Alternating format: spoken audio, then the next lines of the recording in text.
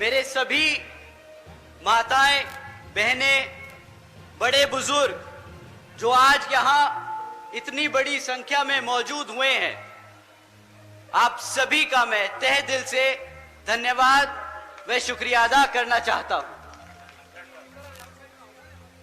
साथियों, साथ साथ में आज यहाँ मंच पे मौजूद पार्टी के सभी वरिष्ठ व छोटे बड़े पदाधिकारी एवं कार्यकर्तागण जिन्होंने इस सभा को इतनी बड़ी सक्सेस बनाने में अपना पूरा समय दिया, तो उन सब को भी मेरा तहे दिल से धन्यवाद। साथियों, इस लोकसभा के संबंध में कुछ जरूरी बातें रखने से पहले मैं बहुजन समाज पार्टी की राष्ट्रीय अध्यक्ष एवं उत्तर प्रदेश की 4 बार मुख्यमंत्री व पूर्व सांसद आदरणीय बहन जी के नाम से लोकप्रिय हमारी आदरणीय बहन कुमारी मायावती जी को तहे दिल से स्वागत व धन्यवाद करता हूं,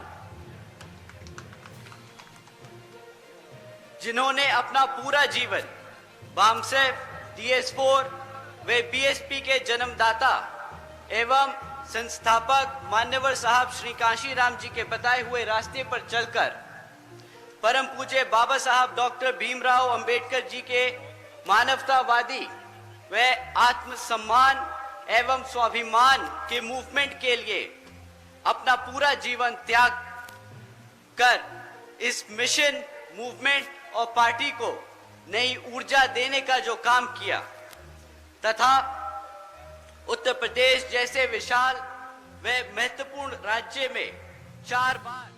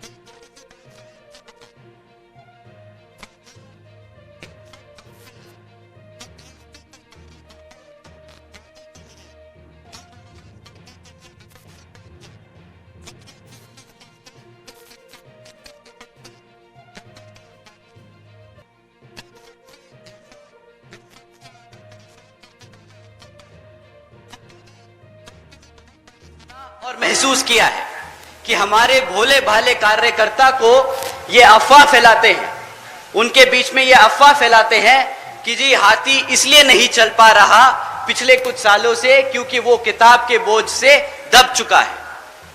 साथियों, ये किताब का बोझ का जो आरोप हमारे कार्यकर्ताओं के बीच में, ये अफवाह जो हमारे कार्यकर्ताओं के बीच में फैलाई जा रही है, इसको आज मैं सीधे हाथ आप लोगों के बीच में रख के इसको क्लियर करना चाहता हूं। साथियों, पिछले कुछ हफ्तों से इलेक्टोरल बॉन्ड्स के बारे में न्यूज चल रही है। क्या आप लोगों ने इलेक्टोरल बॉन्ड्स के बारे में खबर सुनी?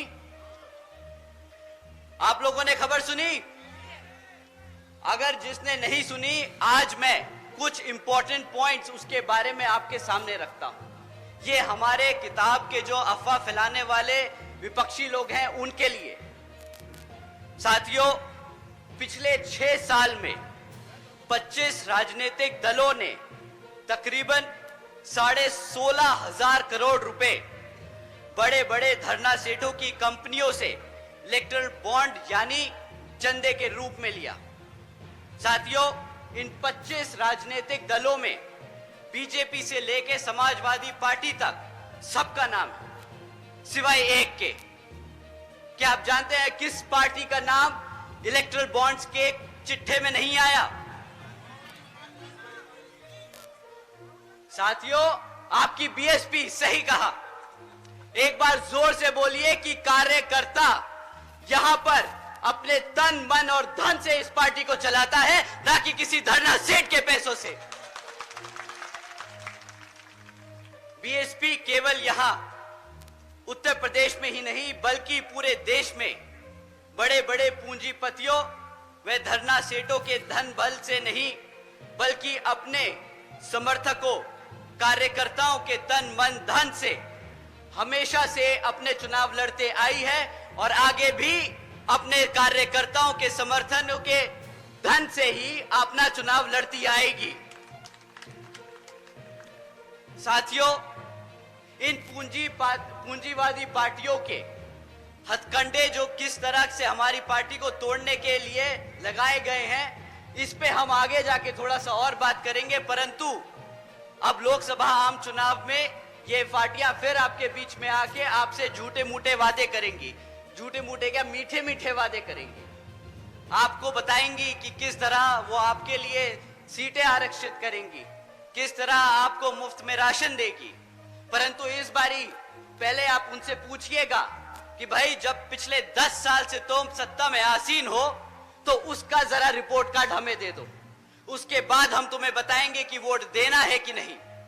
और इस बारी मैं कुछ मुद्दे आपके बीच में छोड़ के जा रहा हूं जो आप उनसे पूछ सकते हैं। साथियों, पिछले 10 साल से भाजपा केंद्र की सरकार में आसीन है और उनसे आप सिर्फ 3 मुद्दों पे बात कीजिएगा कि भाई तुमने हमारे बच्चों की शिक्षा के लिए क्या किया, उन्होंने हमारे युवा साथियों के रोजगार के लिए क्या किया और हमारे बड़े बुजुर्गों की सुरक्षा के लिए क्या किया।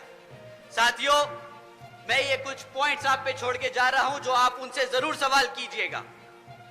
साथियों, शिक्षा के मामले में बीजेपी की सरकार के नाम क्या क्रेडिट आता है? हर दूसरे तीसरे महीने पेपर लीक की खबरें आती। ये है इनकी शिक्षा। पिछले ही कुछ महीनों में उत्तर प्रदेश में भाजपा की सरकार में कुछ पुलिस कांस्टेबल की पोस्ट के लिए एक एंट्रेंस एग्जाम रखा। करीब 60,000 बच्चों ने, हमारे युवा साथियों ने उसके लिए अप्लाई किया, इस उम्मीद से कि उनका विचारों का सिलेक्शन हो जाएगा, कि वो भी अपने घर में अपने माँ बापों के लिए एक मजबूत पिलर की तरह खड़े होंगे, उन्हें फाइनेंशियली सपोर्ट करेंगे। परंतु क्या होता है, कुछ दिनों बाद पता चलता है कि जी पेपर लीक हो गया और वो पेपर रद्द कर दिया गया, ना वो पोस्ट कभी भरी गई। साथियों, आज बीजेपी की सरकार के दौरान पिछले 10 साल से पढ़ाई शिक्षा के मामले में इतना दर गिर चुका है कि आज अगर आप 8वीं कक्षा के बच्चे से पूछे कि भाई तुम प्लस माइनस डिवीजन मल्टीप्लिकेशन कर सकते हो क्या, सरकार का सर्वे है, साथियों सरकार का सर्वे है कि आज भी 8वीं कक्षा के बच्चे, आधे बच्चे ये प्लस माइनस तक नहीं कर सकते। किस बात की शिक्षा दी है उन्होंने पिछले 10 साल में? साथियों, अगर आप बोलते हैं कि इंडिया को आप वर्ल्ड में सबसे बड़ी इकोनॉमी बनाने जा रहे हैं, तो उसकी सबसे बेस फाउंडेशन एजुकेशन होती है, हमारी शिक्षा होती है। और आप अगर भारत से अमेरिका में काम लोगे, अगर आप भारत से चाइना में काम लोगे, अगर आप भारत से यूरोप से काम लोगे, तो आपकी बेसिक एजुकेशन क्या है कि आपको अंग्रेजी बोलनी आनी चाहिए? भाई आप उनसे हिंदी में तो बात नहीं करेंगे ना, आपके बच्चे अंग्रेजी में ही उनसे बात कर पाएंगे। परंतु भाजपा की पिछले 10 साल की सरकार में शिक्षा का इतना बुरा हाल हो चुका है कि आज हमारे बच्चे अंग्रेजी का एक सेंटेंस नहीं बोल पाते। और ये मैं अपने मन से नहीं, सरकार के सर्वे और डेटा रिकॉर्ड से बोल रहा हूं। तो पूछिए भाजपा की सरकार से कि ना तुम पेपर पूरे करा पाए, ना तुम हमारे बच्चों को प्लस माइनस सिखा पाए, ना तुम उन्हें इंग्लिश बोलना सिखा पाए, तो किस बात की तुमने हमारे बच्चों को शिक्षा दी? उन्होंने आपके